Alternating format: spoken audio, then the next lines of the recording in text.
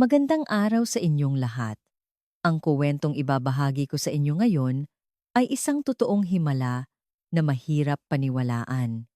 Sa isang iglap, isang babaeng 7 buwang buntis ang nahulog mula sa ika-12 palapag. Dinala siya sa ospital na walang malay at habang sumusuko na ang lahat ng doktor, isang munting dalagang Pilipina ang lumitaw. "Ako na po ang susubok," sabi niya. Sa sandaling iyon, pinagtawanan siya ng lahat ng tao sa ospital. Ngunit nang itusok niya ang isang manipis na karayom sa tiyan ng buntis, ang mga ngisi sa kanilang mga labi ay napalitan ng lubos na pagkamangha. At anong uri ng himala ang naganap?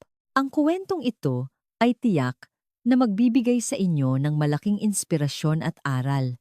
Manatili po kayo hanggang sa huli at huwag kalimutang mag-subscribe at i-like ang aming channel para sa mas marami pang magagandang kuwento.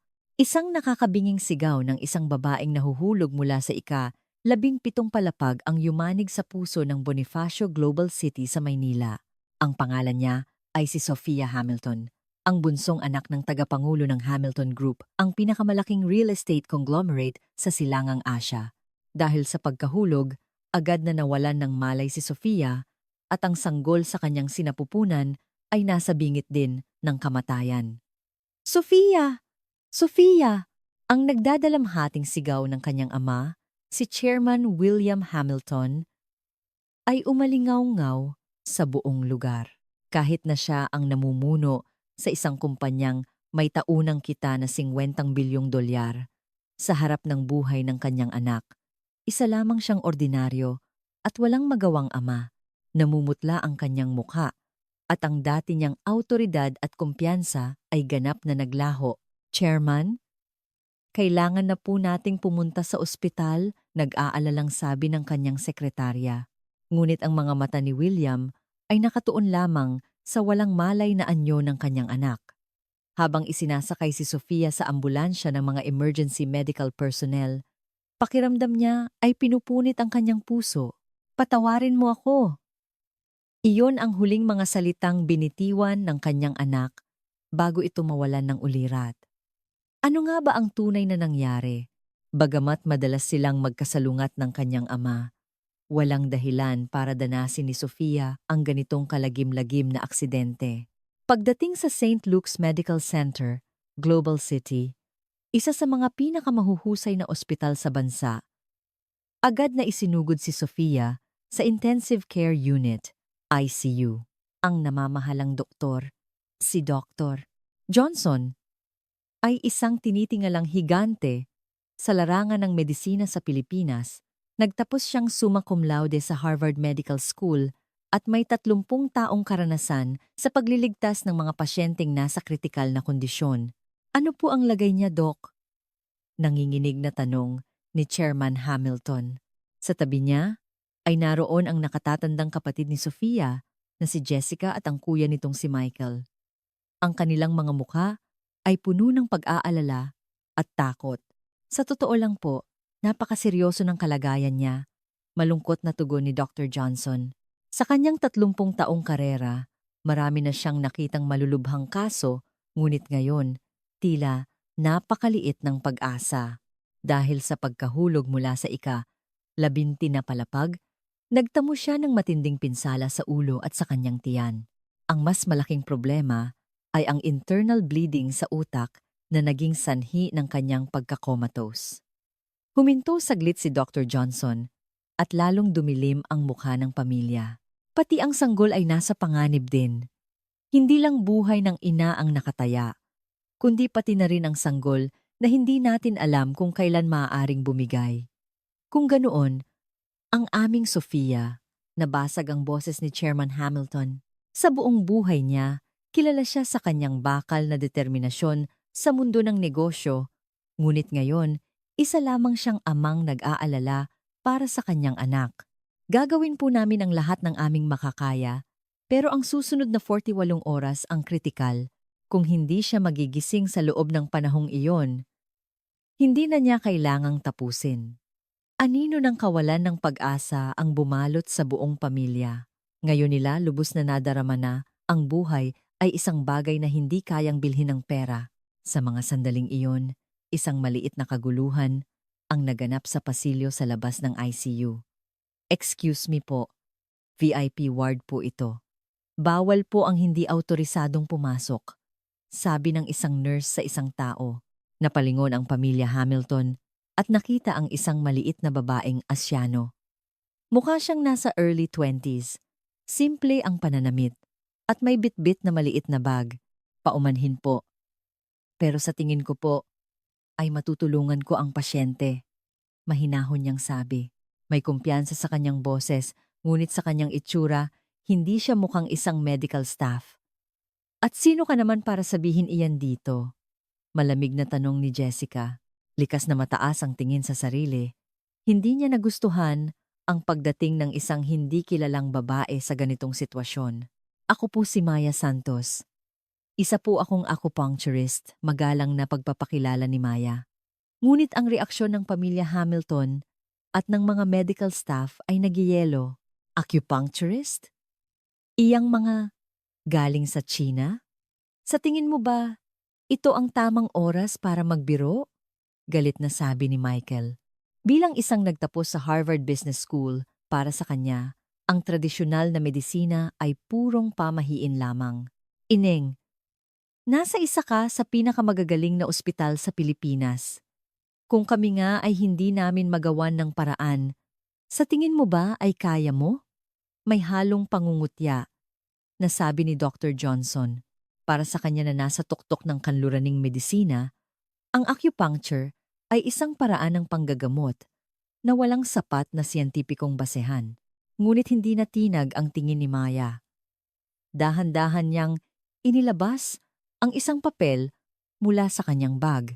Nagtapos po ako bilang summa cum laude sa University of the Philippines at kinuha ko po ang aking doctorate sa acupuncture sa Beijing University of Chinese Medicine. Ang aking espesyalisasyon ay sa larangan ng obstetrics at neurology. Kahit sa kanyang mahinahong paliwanag, nanatiling malamig ang tingin ng mga tao sa paligid. Ang mga nurse ay nagbubulungan at pinagdududahan siya. Ang yabang naman ng batang ito. Nag-aagaw buhay na si Sofia. Tapos sasabihin niyang ilang karayom lang ang katapat? Galit na sabi ni Chairman Hamilton. Sa sitwasyong ito, hindi niya maaaring isugal ang buhay ng anak sa isang hindi pa napatunayang pamamaraan. Chairman, sa loob po ng 5 taon, 17 kaso na katulad nito ang matagumpay kong nagamot. Lalo na sa mga kaso ng buntis na may cerebral hemorrhage, napaka-epektibo po ng acupuncture, seryosong sabi ni Maya. Ngunit wala pa ring naniniwala sa kanya. Sa halip, lalo lamang siyang pinagdudahan. 17? Mapapatunayan mo ba iyan? Hamon ni Dr. Johnson. Sanay na siyang makarinig ng mga ganitong walang basihang pahayag. Tahimik na inilabas ni Maya ang kanyang telepono at ipinakita ang ilang video. Naroon ang mga news report sa wikang Mandarin at Filipino at mga video ng mga medical team na namangha sa kanyang ginawa. Ito po ang mga kaso na ginamot ko. Pero sa ngayon, hindi ba't mas mahalaga ang buhay ng pasyente kaysa sa pagpapatunay? Sa kanyang sinabi, sandaling tumahimik ang lahat. Napatingin sila sa loob ng ICU, kay Sofia na nakahiga at walang malay. Ang kanyang anyo ay labis na kaawa-awa. Hindi maaari! Hindi ko hahayaang gawin sa anak ko ang isang hindi pa napatutunayang gamutan. Mariing pagtutol ni Jessica. Para sa kanya, si Maya ay isang manloloko na nagsasamantala lamang sa sitwasyon. Ngunit biglang may isang nurse na nagmamadaling lumabas mula sa ICU. Doc! Biglang lumalala ang kondisyon ng pasyente. Namutla ang lahat. Nangangahulugan iyon na paubos na ang oras ni Sofia. Sa ganitong sitwasyon ng kawalan ng pag-asa, magkakaroon pa kaya ng himala? Bumagsak po ng husto ang blood pressure. Hindi na rin stable ang heartbeat ng sanggol.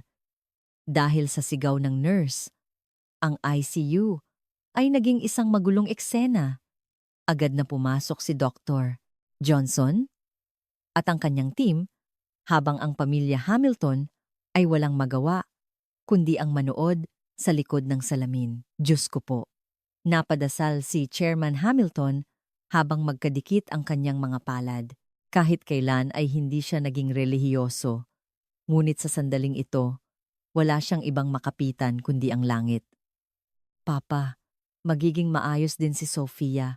Nanginginig na sabi ni Jessica, ngunit siya mismo ay umiiyak na rin. Kahit madalas niyang isipin na walang muwang ang kanyang bunsong kapatid, ang makita itong nag-aagaw buhay ay parang pinipiga ang kanyang puso. Si Maya ay tahimik na umatras ng isang hakbang at pinanood ang sitwasyon. Sa loob ng kanyang bag ay naroon ang mga gintong at pilak na karayom na minana pa niya mula sa kanyang lola. Ito ang mga sagradong kagamitan na naglalaman ng mga lihim ng kanilang angkan sa panggagamot sa loob ng 5 henerasyon. Hoy, babaeng Asyano! Biglang lumapit si Michael kay Maya. Ang kanyang mga mata ay may halong galit at paghamak. Dahil sa'yo, naguguluhan kami. Umalis ka na ngayon din. Hindi ka nabibilang dito. Sumang-ayon din ang mga nurse sa sinabi ni Michael.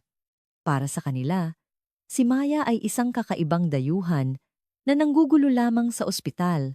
Kaya ko po talagang tulungan ang pasyente. Pakiusap. Bigyan ninyo po ako ng pagkakataon. Pakiusap ni Maya. Ngunit tinawanan lang siya ni Michael. Tulungan? Ang mga doktor na nagtapos sa Harvard ay malapit ng sumuko. Tapos ikaw, ano ang magagawa mo? Isa ka bang salamangkera galing sa silangan? Napangisi ang ilang tao sa paligid. Namula ang mukha ni Maya. Ngunit tiniis niya ito. Ang mahalaga ngayon ay hindi ang kanyang nararamdaman, kundi ang buhay ng pasyente. Michael, tama na. Saway ni Chairman Hamilton, ngunit hindi tumigil si Michael. Papa, hindi natin pwedeng hayaan ang mga ganitong tao. Nag-aagaw buhay na si Sofia. Tapos kung umasta siya, akala mo siya ang tagapagligtas? Noon din ay lumabas si Dr. Johnson mula sa ICU. Ang kanyang mukha ay pinakamadilim na nakita nila. Tumatagaktak ang kanyang pawis at kahit ang isang veteranong doktor na may 30 taong karanasan ay nararamdaman na ang kanyang limitasyon. Doc, kumusta si Sofia? Nanginginig na tanong ni Chairman Hamilton. Ang lahat ng mata ay nakatuon kay Dr. Johnson. Patawad po.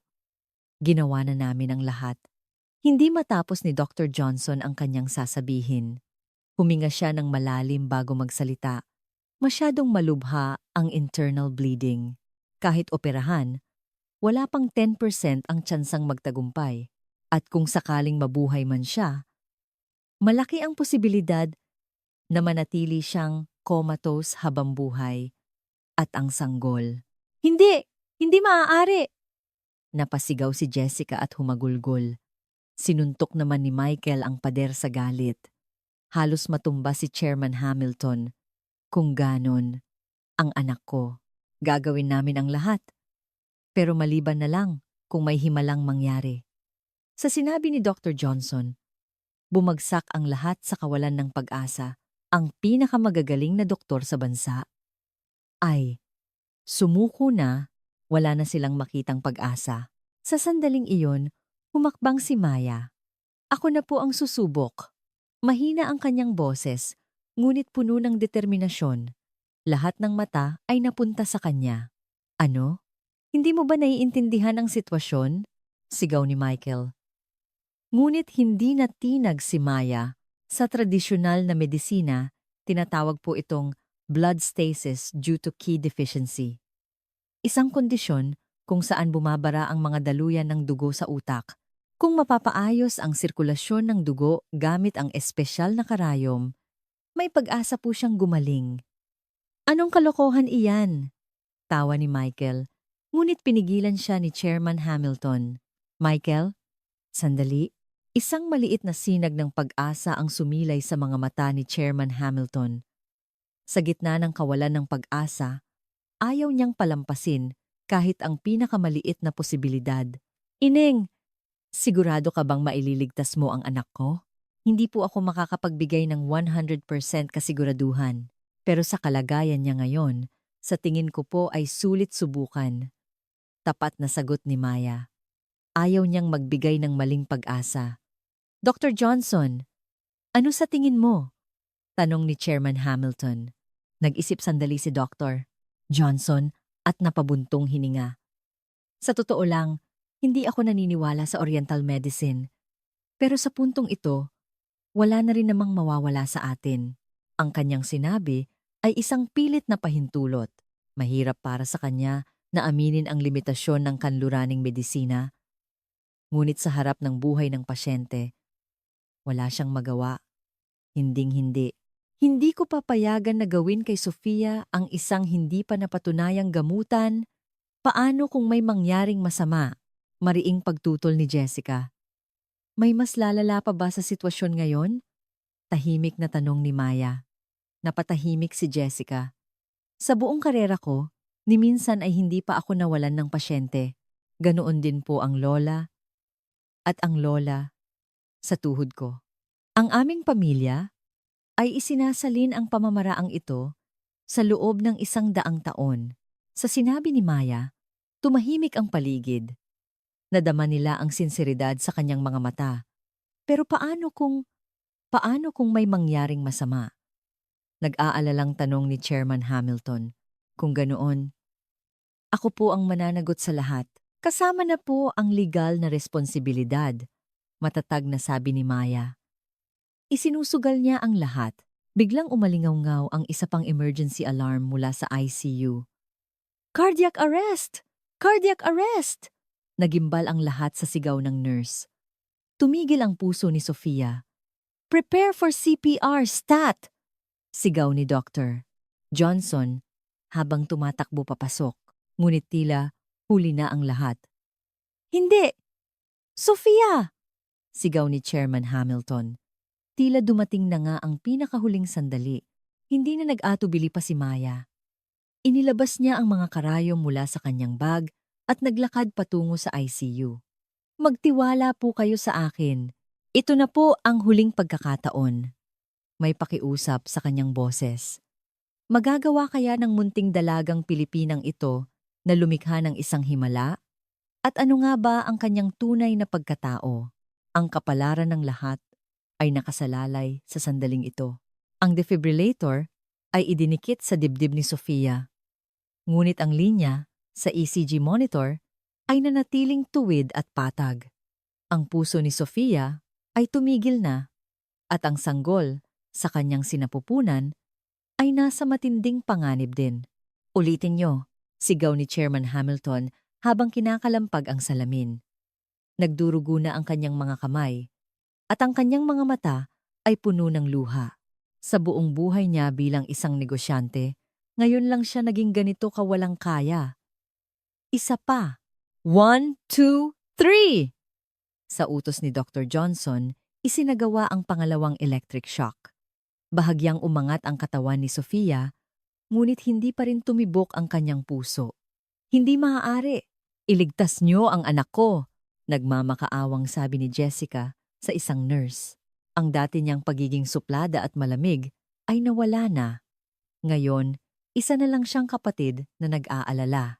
Patuloy pong lumalala ang kondisyon ng pasyente. Wala na rin pong ma-detect na fetal heartbeat, ulat ng nurse. Namutla ang lahat. Ang buhay ni Sofia at ng kanyang sanggol ay parehong nasa bingit ng kamatayan. Si Maya ay tahimik na nakatayo sa labas ng pinto ng ICU. Hawak niya ang isang maliit na sisidlan na naglalaman ng mga gintong at pilak na karayom, isang pamana mula sa 5 henerasyon ng kanyang angkan.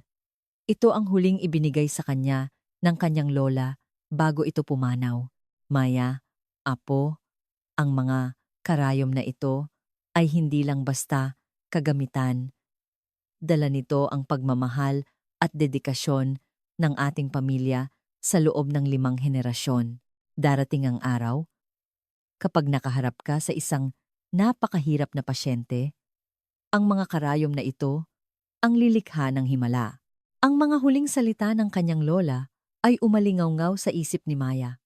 Noon, inakala niyang isa lang iyong simpleng habilin, ngunit ngayon, tila nagkakatotoo ang lahat. Third attempt. 1, 2, 3. Isinagawa ang pangatlong shock, ngunit pareho pa rin ang resulta. Anino ng kawalan ng pag-asa ang gumuhit sa mukha ni Dr. Johnson. Sa 30 taon niyang karera, ngayon lang niya naramdaman ang hangganan ng medisina. Dok, wala na po tayong, mahinang sabi ng nurse. Ginawa na nila ang lahat ng medikal na pamamaraan. Huwag kayong tumigil! Ituloy nyo! Sigaw ni Michael, ngunit madilim ang mukha ng mga doktor. Nagsimula ng sumuko ang lahat. Sa sandaling iyon, binuksan ni Maya ang pinto ng ICU at pumasok. Sandali po! Anong ginagawa mo? Gulat na sabi ni Dr. Johnson habang sinusubukang pigilan si Maya. Ngunit si Maya ay nasa tabi na ng kama ni Sofia. Pakiusap. Bigyan niyo po ako ng 5 minuto. Sapat na po ang 5 minuto. Pakiusap ni Maya. Ang kanyang mga mata ay puno ng determinasyon. Nababaliw ka na ba? Naka-cardiac arrest ang pasyente. Sigaw ni Dr. Johnson, ngunit pinigilan siya ni Chairman Hamilton. Doc, sandali lang. Kung may iba pang paraan. Nanginginig ang boses ni Chairman Hamilton. Nais niyang kumapit sa kahit anong natitirang pag-asa. Chairman, masyadong mapanganib ito. Maaari nating lalong ilagay sa panganib ang pasyente. Johnson, ngunit kahit sa kanyang boses, wala nang katiyakan. Alam niyang sa kanluraning medisina, wala na silang magagawa. Tahimik na binuksan ni Maya ang sisidlan ng karayom. Ang mga ginto at pilak na karayom ay kumislap sa ilalim ng ilaw. Sa sandaling iyon, napahinto sa paghinga ang lahat sa loob ng ICU. Ang mga karayom na ito ay kayamanan ng aming pamilya sa loob ng 5 henerasyon. Kailanman ay hindi pa nito binigo ang isang pasyente, mahinang sabi ni Maya habang inilalagay ang kamay sa tiyan ni Sofia. Sa isang iglap, tila nagbago ang kulay ng mukha ni Sofia. Teka, parang may nag-iba. Bulong ng isang nurse. 15 taon na siyang veterano sa ICU at malinaw niyang naramdaman ang pagbabago sa aura ng pasyente. Huminga ng malalim si Maya at kinuha ang unang karayom. Ito ay isang gintong karayom na minana niya sa kanyang lola, nakilala bilang karayom ng buhay. Bulong ni Maya habang hinahanap ang mga acupuncture points sa ulo ni Sofia. Nang marahan niyang pindutin ang noo ni Sofia, isang himala ang nangyari, isang maliit na pagbabago ang lumitaw sa ECG monitor. Ano to? Tinitigang mabuti ni Dr. Johnson ang monitor. Sa dating patag na linya, isang napakaliit na alon ang nagsimulang lumitaw. Posible kayang ang puso? Nanginginig na sabi ng nurse.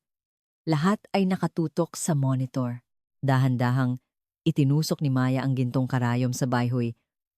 Point ni Sofia, isang mahalagang punto sa gitna ng ulo na direktang konektado sa mga daluyan ng dugo sa utak. Bigla, isang mahinang ungol ang lumabas sa bibig ni Sofia. Ito ang unang reaksyon niya matapos ang 6 na oras na pagkawala ng malay. Sofia! Sofia! Sigaw ni Chairman Hamilton. Nakadikit ang mukha sa salamin. Sumilay ang pag-asa sa kanyang mga mata. Patuloy na nagtusok ng karayom si Maya sa Shenting, Yintang at hanggang sa Taichung Point.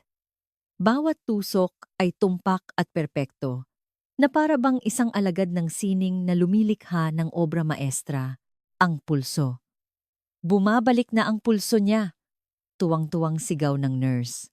Regular na tibok ng puso ang nagsimulang lumitaw sa monitor. Imposible! Paanong nangyari to? Hindi makapaniwalang sabi ni Dr. Johnson habang nakatingin sa monitor. Sa 30 taon niyang karera, ngayon lang siya nakasaksi ng ganito. Ngunit hindi tumigil si Maya. Ang pinakamahalagang bahagi ay nalalabi pa. Ang pagliligtas sa sanggol. Ngayon po ang pinakakritikal na bahagi. Huwag po kayong gagawa ng anumang ingay. Seryosong sabi ni Maya habang inilalabas ang isang pilak na karayom. Ang pilak na karayom ay mas manipis at mas pino, espesyal para sa paggamot sa sanggol. Maingat niyang kinapa ang tiyan ni Sofia para matukoy ang posisyon ng sanggol at sa kanya sinimulang itusok ang mga pilak na karayom sa mga tamang punto. Guanyuan, Chihai, Jongwan. Habang nagpapatuloy ang kanyang panggagamot, nagkaroon din ng pagbabago sa fetal monitor. Ang dating hindi madetect na tibok ng puso ng sanggol ay nagsimulang bumalik. Nag-recover na po ang fetal heartbeat. Nasa normal range na. Napuno ng sigawan ng tuwa ang ICU. Lahat ay hindi makapaniwala sa kanilang nakikita. Isang himala. Totoong himala. Umiiyak na bulong ni Jessica. Ilang minuto lang ang nakalipas, hinahamak at pinagtatawanan niya si Maya, ngunit ngayon, puno siya ng pasasalamat. Bilang huling hakbang, itinusok ni Maya ang karayom sa Shenmen Point sa pulso ni Sofia, isang puntong direktang konektado sa puso at kritikal para sa pagbabalik ng malay. Sa sandaling iyon, dahan-dahang gumalaw ang mga talukap ng mata ni Sofia. Ungol ni Sofia, habang dahan-dahang iminumulat ang kanyang mga mata. Matapos ang 6 na oras, nagkamalay na siya. Sofia, anak ko! Tumakbo si Chairman Hamilton papasok at hinawakan ang kamay ni Sofia. Tumulo ang luha ng kagalakan mula sa kanyang mga mata. Pa! Mahinang sabi ni Sofia. Hindi pa lubos na bumabalik ang kanyang lakas, ngunit malinaw na wala na siya sa panganib. Huwag ka nang magsalita, Sofia. Okay ka na. Maayos na ang lahat, sabi ni Chairman Hamilton habang hinahalikan ang noo ng anak. Pagkatapos, lumingon siya kay Maya. Sino ka ba talaga? Ang boses ni Chairman Hamilton ay puno ng paghanga at respeto. Ang munting dalagang Pilipinang pinagdudahan niya kanina ay tunay ngang gumawa ng isang himala. Tahimik na inayos ni Maya ang kanyang mga karayom habang nakangiti. Ngunit sa kanyang mga mata, may isang makahulugang kislap na nagsasabing marami pa siyang kailangang gawin. Ano nga ba ang tunay na pagkatao ni Maya? At ano ang lihim sa likod ng pagkahulog ni Sofia? Hindi ako makapaniwala, sabi ni Dr. Johnson habang tinitingnan ang mga resulta ng pagsusuri ni Sofia. Napapailing. Sa 30 taon niya sa medisina, ngayon lang siya nakasaksi ng ganito. Isang pasyenteng comatose dahil sa cerebral hemorrhage ay ganap na gumaling sa loob lamang ng 30 minuto. Ayon sa resulta ng MRI, mahigit 90% na ang gumaling sa bahaging may pagdurugo at ang sanggol ay nasa perpektong kondisyon. Hindi ito maipaliwanag ng siyensya. Sumang-ayon din ang ibang mga doktor. Ang lahat ng mata ay napunta kay Maya. Paano nagawa ng munting dalagang Pilipinang ito ang ganitong himala, Miss Santos? Hindi, Ma'am Maya, magalang na bati ni Chairman Hamilton. Ilang oras lang ang nakalipas, pinagdududahan niya ito, ngunit ngayon nagbago na ang lahat. Sino po ba talaga kayo? Paano ninyo nagawa ang ganitong bagay? Tahimik na ngumiti si Maya at tumingin kay Sofia. Si Sofia ay ganap ng gising at ang sanggol sa kanyang sinapupunan ay malusog na gumagalaw. Isa lang po akong ordinaryong acupuncturist. Huminto sandali si Maya. Isang komplikadong emosyon ang dumaan sa kanyang mga mata. Ngunit ano po? Tanong ni Jessica. Puno ng kuryosidad. Nahihiya siya sa kanyang inasal kanina, ngunit ngayon, taos-puso siyang nagpapasalamat. Sa totoo lang po, may espesyal na ugnayan ako sa ospital na ito. Sa sinabi ni Maya, lahat ay nakinig. Ano kaya ang kanyang sasabihin? 10 taon na po ang nakalipas. Dito po sa ospital na ito pumanaw ang aking ina. Bahagyang nanginginig ang boses ni Maya. Tila bumabalik ang isang lumang sugat. Ang aking ina ay isang kilalang manggagamot na gumagamit ng tradisyonal na paraan sa Pilipinas. Ngunit nang dumating kami dito sa siyudad, bigla siyang na-diagnose na may brain tumor. Huminto sandali si Maya. Ang alaala ay sariwa pa rin. Nang sabihin ng nanay ko na gusto niyang isabay ang tradisyonal na panggagamot sa kanyang treatment, hindi po siya pinakinggan ng mga doktor dito.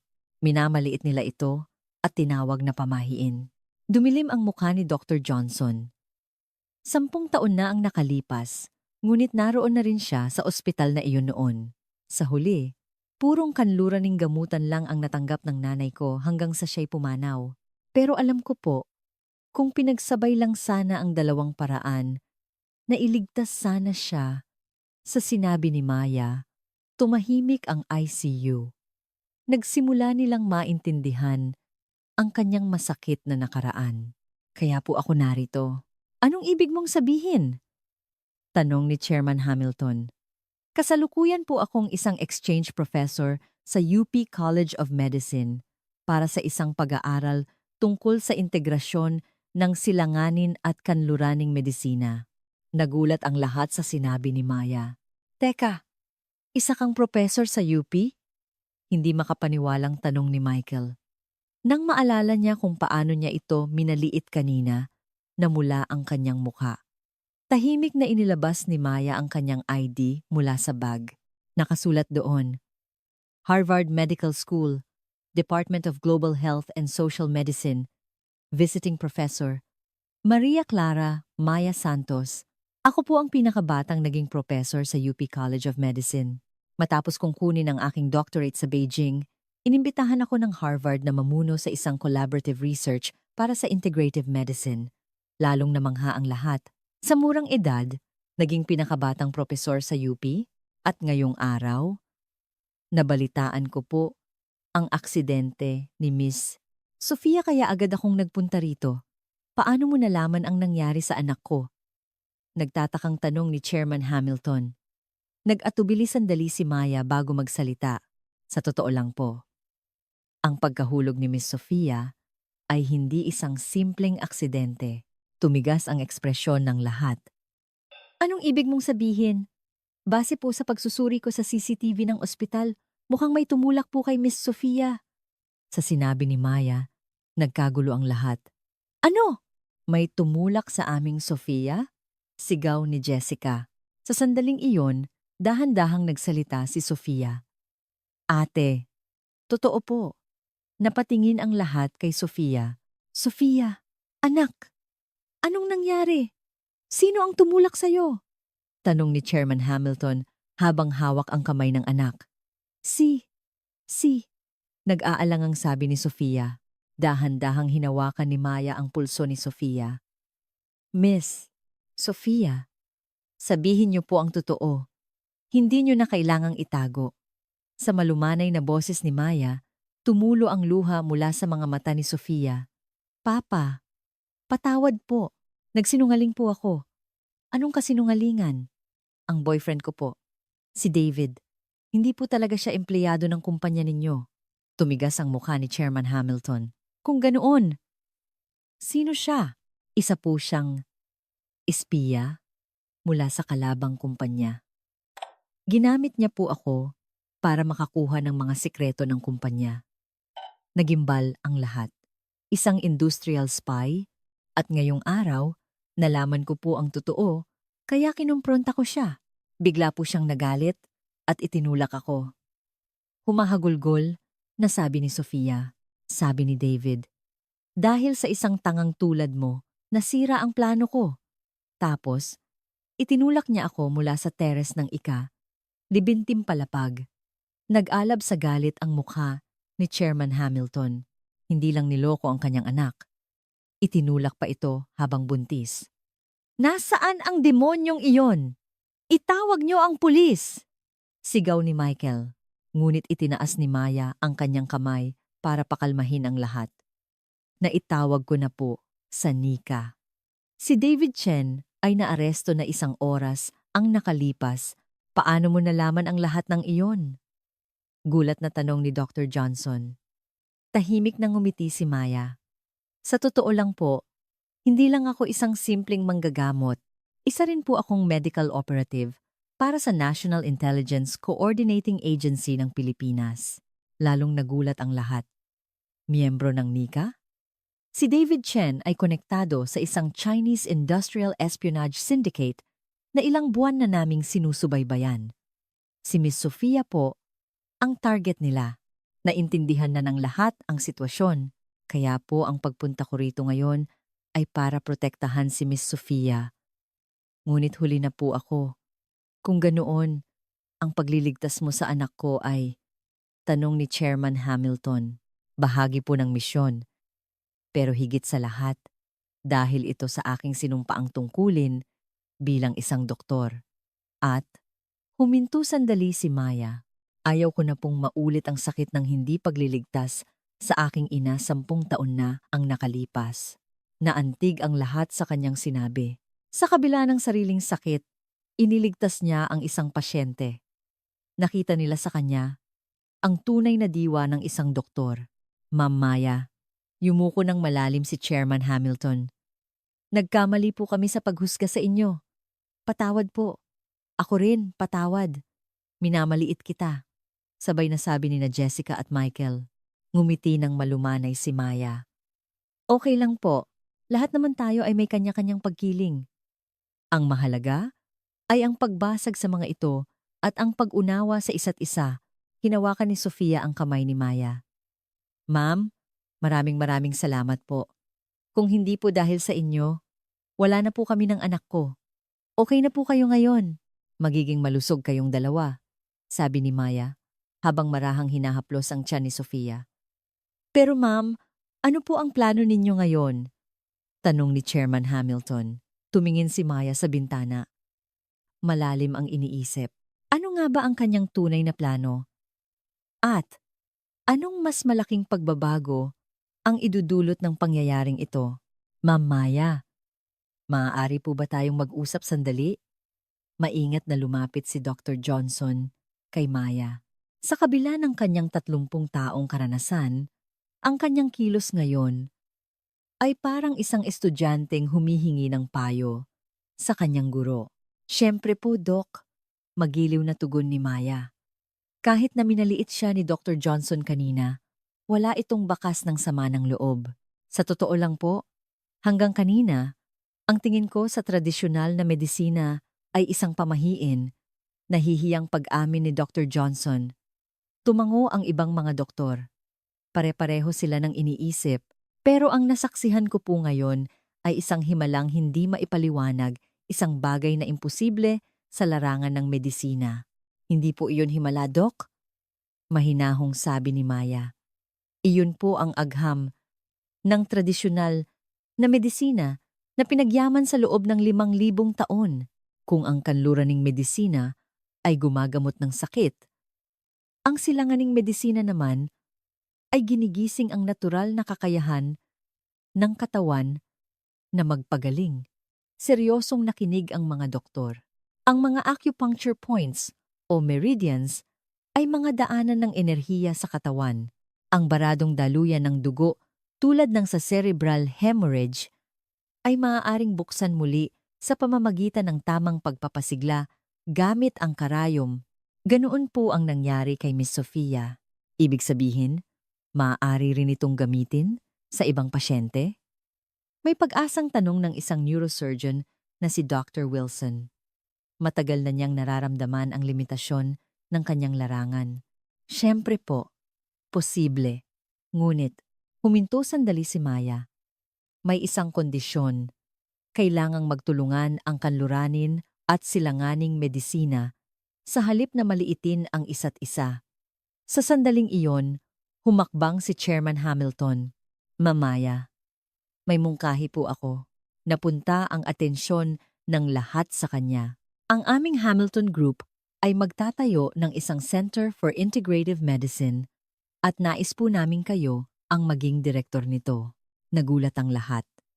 Ang tagapangulo ng isang 15 namang bilyong dolyar na kumpanya ay magtatayo ng isang research center? Chairman, pero mayroon pa po akong pag-aaral sa Harvard. Makikipagtulungan din po tayo sa Harvard. Walang limitasyon ang budget at kukunin natin ang pinakamagagaling na mananaliksik sa buong mundo. Naantig si Maya sa sinseridad ni Chairman Hamilton. Ang taong nagduda sa kanya kanina ay nangunguna na ngayon para sa pag-unlad ng tradisyonal na medisina. Papa, napakagandang ideya niyan, sabi ni Sofia mula sa kanyang kama. Halos bumalik na ang kanyang lakas. Dahil kay Ma'am Maya, buhay kami ng anak ko. Ngayon, tulungan naman natin ang ibang pasyente. Sa sinabi ni Sofia, naluha si Maya. Ang sakit ng pagkawala ng kanyang ina, 10 taon na, ang nakalipas ay nagiging lakas na ngayon para magligtas ng iba. Gusto ko rin pong tumulong, biglang sabi ni Jessica. Ang dati niyang kayabangan ay wala na. Business management po ang tinapos ko. Tutulong po ako sa pamamahala ng research center. Ako naman po ang bahala sa legal team. Aayusin ko po ang lahat ng usapin sa medical laws. Aktibong sabi ni Michael. Nahihiya sila sa kanilang inasal kanina, ngunit gusto nilang makabawi. Naramdaman ni Maya ang kanilang sinseridad. Ang paghamak ay napalitan ng pag-unawa at pasasalamat. Maraming salamat po. Pero may isa pa po akong kondisyon. Kahit ano po, sabihin niyo lang, pakiusap ni Chairman Hamilton. Ang mga unang pasyente ng research center ay dapat po yung mga kapuspalad, yung mga walang perang pampagamot. Malaki ang pagtango ni Chairman Hamilton. Siyempre, iyan po ang nararapat. Biglang bumukas ang pinto ng ICU at isang nurse ang nagmamadaling pumasok. Paumanhin po. May emergency patient po. Isang kaso ng cerebral hemorrhage. Napaka-critical po ng lagay. Naging tensyonado ang lahat. Sino ang pasyente? Tanong ni Dr. Johnson. Isang 70 anyos na babae po. Hindi pa po natutukoy ang pagkakakilanlan. Mukha pong palaboy. At wala pong insurance. Bago pa matapos ang nurse, tumayo na si Maya. Ako na po ang pupunta. Pero ma'am, hindi pa po tapos ang gamutan ni Miss Sofia. Okay na po si Miss Sofia. Kailangan na pong tulungan ng isa pang pasyente. Matatag na sabi ni Maya habang hawak ang kanyang mga karayom. Pinigilan siya ni Chairman Hamilton. Ma'am Maya, ako na po ang sasagot sa lahat ng gastusin ng pasyenteng iyon. Hindi na po kailangan. Tungkulin ko po ito bilang doktor.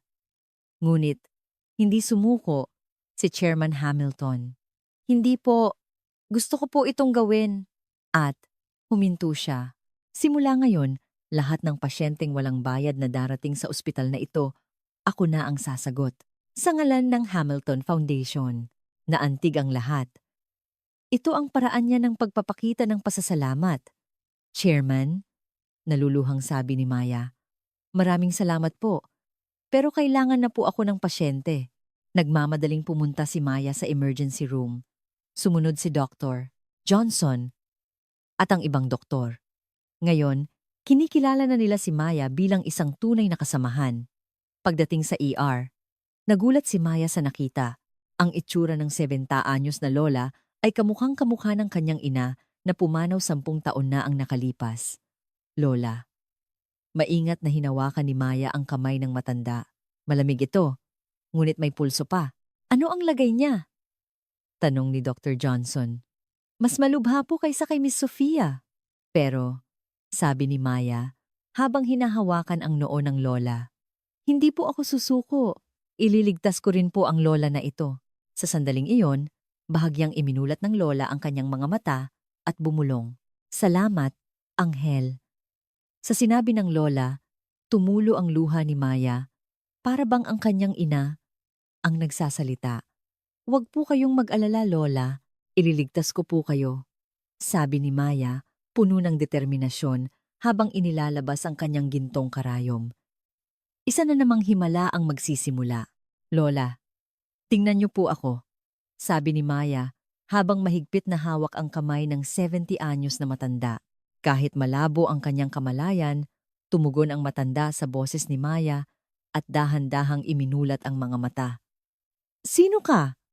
Mahinang tanong ng matanda. Sa sandaling iyon, nakita ni Maya ang imahe ng kanyang ina sa huling pagkakataon na nakita niya ito sa ospital. Doktor po ako, Lola. Nandito po ako para gamutin kayo. Bahagyang nanginginig ang boses ni Maya.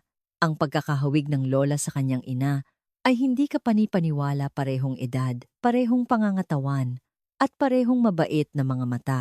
Ma'am, napakalubha po ng kondisyon ng pasyente. Ipinakita ni Dr. Johnson ang mga resulta ng pagsusuri. Sa MRI, kitang-kita ang malawakang pagdurugo sa utak at maraming baradong daluyan ng dugo. 3 beses po itong mas malubha kaysa sa kaso ni Miss Sofia. Sa totoo lang, sa kanluraning medisina, halos wala na pong pag-asang gumaling. Dumilim ang mukha ng mga doktor, ngunit hindi sumuko si Maya. Lola, ano po ang pangalan ninyo? Lourdes. Lourdes Reyes. Galing ako sa probinsya. Nagulat si Maya. Galing sa probinsya? At ang pangalang iyon ay tila pamilyar. Lola, nakatira po ba kayo dati sa Sampaloc, Maynila? At ang anak niyo po ba ay isang manggagamot? Nanginginig na tanong ni Maya. Posible kaya ang ganitong pagkakataon? Paano mo nalaman? Gulat na tanong ni Aling Lourdes. Sa sandaling iyon, bumuhos ang luha ni Maya. Lola, ang anak niyo po ba ay si Elena Santos? Diyos ko, paano mo nakilala si Elena? Nagulat na sabi ng matanda at sinubukang bumangon. Agad siyang pinakalma ni Maya. Lola, ako po si Maya. Anak po ako ni Elena. Nanlaki ang mga mata ni Aling Lourdes at agad ding bumuhos ang kanyang mga luha. Maya, ikaw na nga apo! Ang aming Maya, mahigpit na hinawakan ng matanda ang kamay ni Maya. Niyakap din ni Maya ang matanda, ang matalik na kaibigan ng kanyang ina na 10 taon na niyang hindi nakikita. Lola, paano po kayo napunta rito? Maya, apo, galing ako sa puntod ng nanay mo. Bigla na lang akong nahilo at nawalan ng malay. Pagmulat ko, nandito na ako. Lalong nagulat si Maya. Sa puntod ng kanyang ina? Lola, bakit po kayo pumunta doon? Ngayon ang death anniversary ni Elena. 10 taon na pala. Doon naalala ni Maya. Oo nga, ngayon ang ika-10 anibersaryo ng pagkamatay ng kanyang ina. Nakalimutan niya ito dahil sa dami ng trabaho. Lola, patawad po. Nakalimutan ko po. Ayos lang, Maya. Alam kong ipinagpapatuloy mo ang nasimulan ng nanay mo, ang pagtulong sa maraming tao. Hinaplos ng matanda ang buhok ni Maya. Naantig ang pamilya Hamilton na nanonood. Isang napakamakahulugang pagkikita. Bulong ni Chairman Hamilton.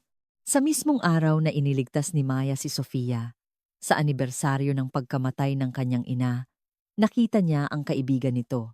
Lola, huwag po kayong mag-alala. Gagaling po kayo, sabi ni Maya, puno ng determinasyon. Hindi na niya hahayaang maulit ang sakit ng nakaraan. Maingat niyang sinuri ang mga acupuncture points ng matanda.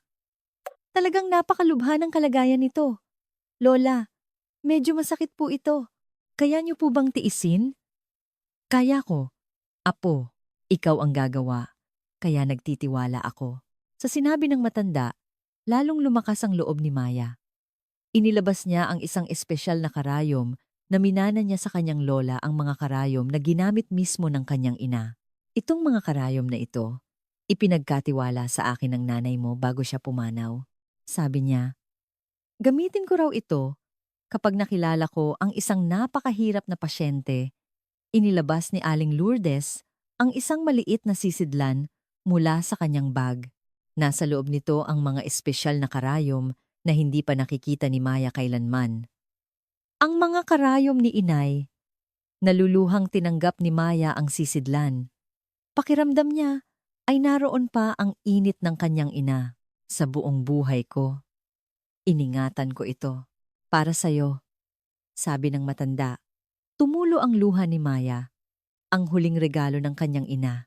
Maingat niyang kinuha ang karayom. Isang himala ang nangyari.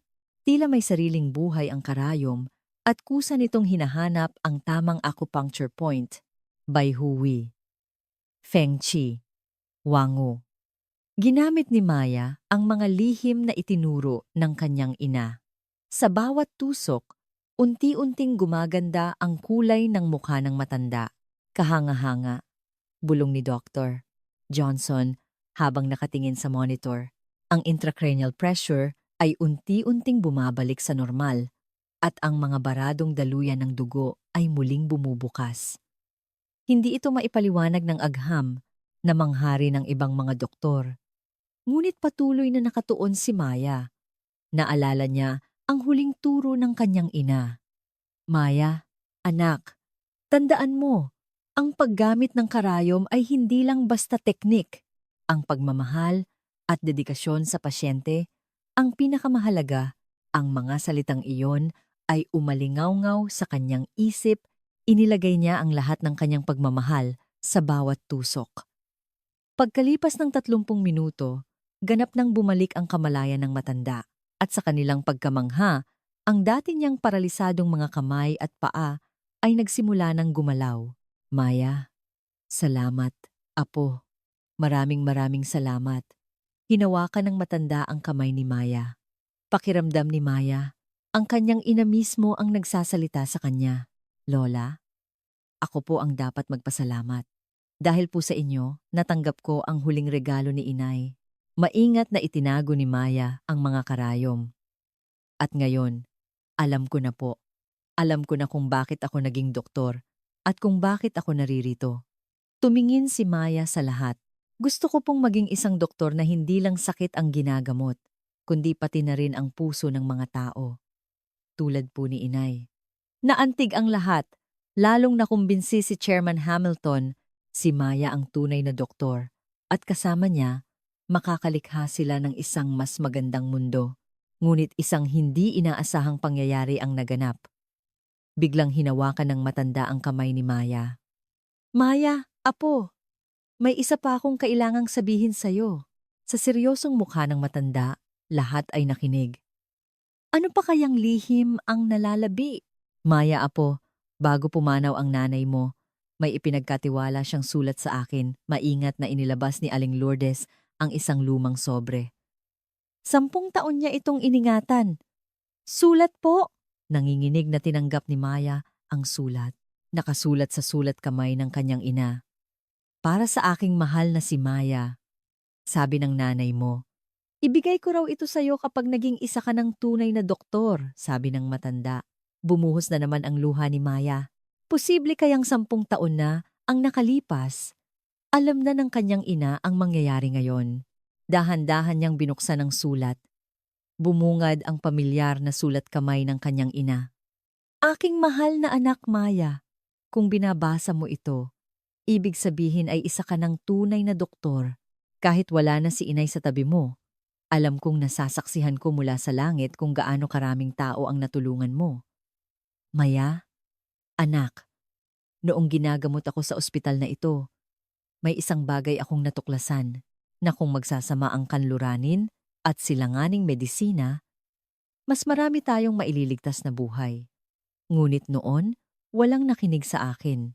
Nais kong sa lugar, kung nasaan ka ngayon, tuparin mo ang pangarap na hindi ko naabot ang pagliligtas ng mas maraming buhay sa pamamagitan ng pagtutulungan ng 2 larangan. At Maya, sa araw na mabasa mo ito, may isang espesyal na mangyayari. Hindi ito pagkakataon. Ito ay tadhana. Isang regalo na inihanda ko para sa iyo mula sa langit. At bilang panghuli, sa loob ng aking lumang bag, naroon ang aking huling mga pananaliksik.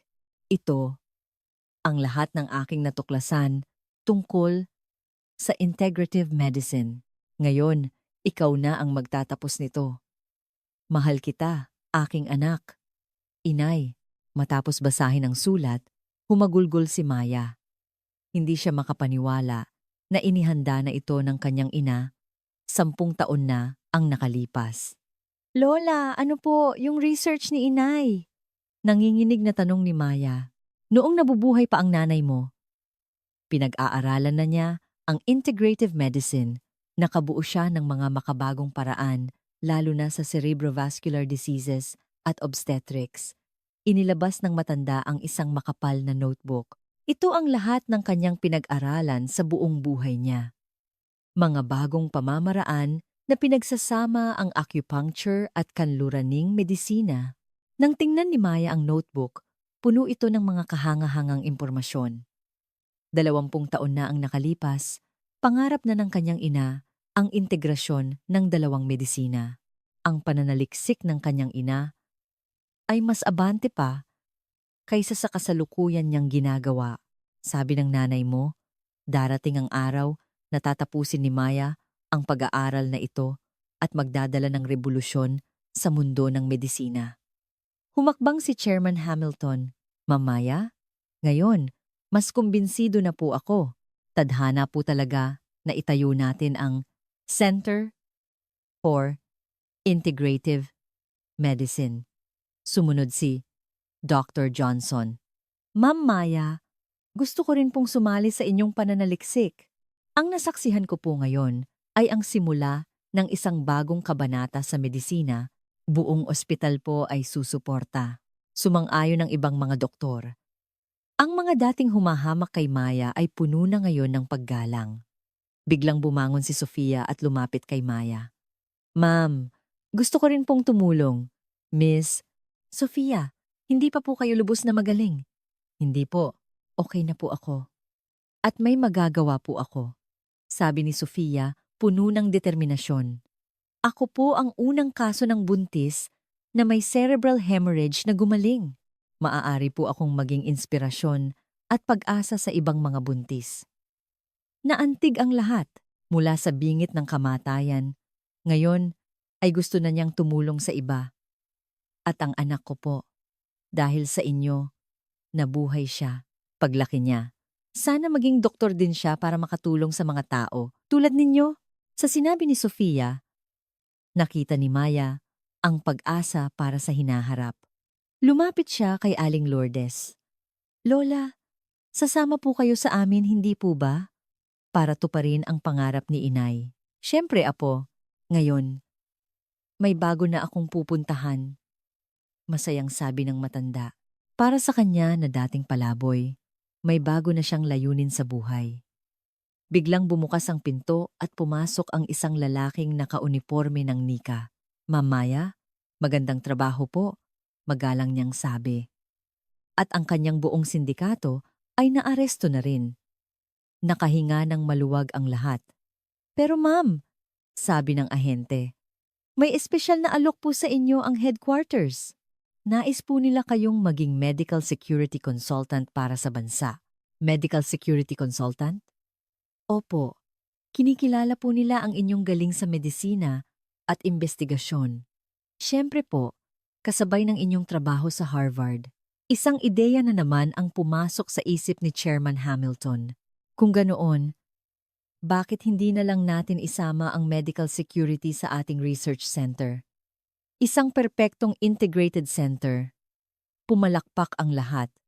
Tila lahat ay nagkakatugma. Tiningnan muli ni Maya ang sulat. Tila inihanda na nga ng kanyang ina ang lahat mula sa langit. Maraming salamat po sa inyong lahat. Pero ang pinakapinasasalamatan ko po ay ang pagbabago, ang paglampas sa mga pagkiling at ang pag-uunawa sa isa't isa. Hinusgahan ako dahil sa aking lahi, edad at kasarian, ngunit sa huli lumabas din ang katotohanan. Nahihiya ang lahat, lalo na sina Michael at Jessica. Tama po kayo, ma'am. Masyado po kaming nabulag ng aming mga pagkiling, taos-pusong sabi ni Jessica. Hinding-hindi na po namin huhusgahan ang isang tao base sa panlabas na anyo, pangako ni Michael. Tandaan ninyo, sabi ni Aling Lourdes, ang lahat ng ito ay hindi pagkakataon. Ito ay himalang ginawa ni Elena mula sa langit. Tumango ang lahat, tila lahat ay konektado sa tadhana. Tumingin si Maya sa bintana at kinausap ang ina sa kanyang isip. Inay, alam ko na po, ang dahilan kung bakit ako naging doktor, para ipagpatuloy ang pangarap ninyo. At gumawa siya ng isang bagong pangako. Tatapusin niya ang pananaliksik ng kanyang ina at isa sa katuparan ang tunay na integrasyon ng silanganin at kanluraning medisina. Binabati namin ang pagbubukas ng Hamilton Center for Integrative Medicine. Sa gitna ng Bonifacio Global City, isang engranding seremonya ang idinaraos. Sa harap ng maraming media at mga profesional sa medisina, nagbigay ng kanyang unang talumpati si Maya bilang direktor. Magandang araw po sa inyong lahat. Ako po si Maya Santos, Ibang-iba na si Maya mula 6 na buwan ang nakalipas. Isa na siyang kinikilalang eksperto sa buong mundo. Ang research center na ito ay hindi lang lugar kung saan pinagsasama ang dalawang uri ng medisina. Ito ay isang lugar kung saan ang magkaibang kultura at kaalaman ay nagsasama upang lumikha ng mas malaking himala. Umani ng palakpakan ang kanyang talumpati. Mula sa likod ng entablado, lumabas si Sofia, karga ang kanyang sanggol. May gusto po akong ipakilala sa inyo. Inanyayahan ni Maya si Sofia sa entablado. Malusog ang sanggol at masaya ang ina. Ay si Pag-asa. Kinuha ni Sofia ang mikropono. Ang pangalan po ng anak ko ay Hope at sa Filipino, Pag-asa. Ang apelyido po niya ay Santos Hamilton bilang parangal kay Ma'am Maya. Naantig ang mga manonood. Kung hindi po dahil sa kanya, wala po kami ng anak ko rito ngayon. Kaya sana, paglaki ng anak ko, maging tulad din siya ni Ma'am na nagbibigay ng pag-asa. Naluha si Maya. Mula sa manonood, tumayo si Aling Lourdes. Ipinagmamalaki kita. Maya, apo! Si Aling Lourdes ngayon ay nagtatrabaho na sa center bilang isang therapy assistant. Mula sa pagiging palaboy, may bago na siyang buhay. Umakyat din sa entablado si Chairman Hamilton. Dahil kay Ma'am Maya, nagkaroon ng bagong buhay ang aming pamilya. Natutunan namin ang tunay na halaga ng isang tao. Sa tabi niya ay sina Jessica at Michael, ibang-iba na rin. Ako po ngayon ang namamahala sa aming pro bono clinic para tulungan ang mga kapuspalad, sabi ni Jessica. Ang dati niyang kayabangan ay napalitan na ng malasakit. Ako naman po ay nasa legal team. Tinitiyak na lahat ay may pantay na karapatan sa serbisyong medikal, sabi ni Michael. Umakyat din si Dr. Johnson. Sa loob ng 30 taon, inakala kong ang kanluraning medisina lang ang pinakamahusay. Ngunit dahil kay Ma'am Maya, nalaman kong ang tunay na medisina ay nagsisimula sa pagpapakumbaba. Sa loob ng 6 na buwan, 312 na pasyente na po ang aming nagamot. 87% sa kanila ay mga kasong imposible ng gamutin ng tradisyonal na paraan, anunsyo ni Dr. Johnson. Lalo na sa cerebrovascular at obstetric emergencies, mayroon po tayong 98% success rate. Isa po itong bagong yugto sa kasaysayan ng medisina. Nagpalakpakan ang lahat, kinuha muli ni Maya ang mikropono. Pero ang pinakapinasasalamatan ko po ay hindi ang mga numero, kundi ang pagbabago. 6 na buwan ang nakalipas, minaliit ako dahil sa aking lahi, edad, at kasarian. Pero nalaman ko, ang tunay na himala ay hindi ang paggamot sa sakit, kundi ang pagbabago sa puso ng mga tao. Naantig ang lahat, ang pamilya Hamilton, mula sa kayabangan, patungo sa pagpapakumbaba. Ang mga doktor, mula sa pagkiling patungo sa bukas na isipan. At ako, mula sa paghihiganti patungo sa pagpapatawad. Tumingin siya sa langit. Inay, alam ko na po, ang tunay na doktor ay hindi lang katawan ang ginagamot, kundi pati na rin ang kaluluwa. Ang center na ito ay magiging isang lugar kung saan ginagamot natin ang mga pagkiling at pinapalago ang pag-unawa. Sa sandaling iyon, iniabot ng sanggol na si Pag-asa ang kanyang mga kamay kay Maya. Kinuha ni Maya ang sanggol at ito'y ngumiti. Tulad ng batang ito, lahat tayo ay may pag-asa. Huwag nating katakutan ang pagkakaiba, bagkus, gamitin natin ito upang maging mas malakas. Ang pagkakaiba natin ang lumilikha ng tunay na himala. Nagtayuan ang lahat at pumalakpak. Pagkatapos ng seremonya, bumalik si Maya sa kanyang opisina.